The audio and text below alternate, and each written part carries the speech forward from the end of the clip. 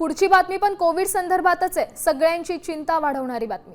राज्यात 114 नव्या कोरोना रुग्णांची वाढ झाली आहे। मुंबईत 37, पुण्यात 50 कोरोना रुग्णांची वाढ झाली आहे। राज्यात 577 कोरोना रुग्ण हे सक्रिय झालेत। आजपर्यंत 18 जणांचा या कोरोनामुळे मृत्यू झालाय। त्यामुळे रोजच वाढत असलेल्या कोरोना रुग्णांमुळे टेन्शन वाढलंय।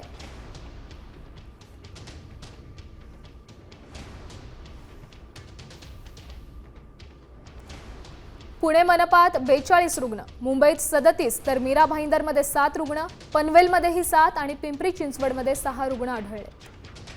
त्यासोबत नवी मुंबईत 4, कल्याणमध्ये 3 रुग्ण, पुण्यात 2 तर ठाण्यात 1 आणि साताऱ्यातही 1 रुग्ण आढळला।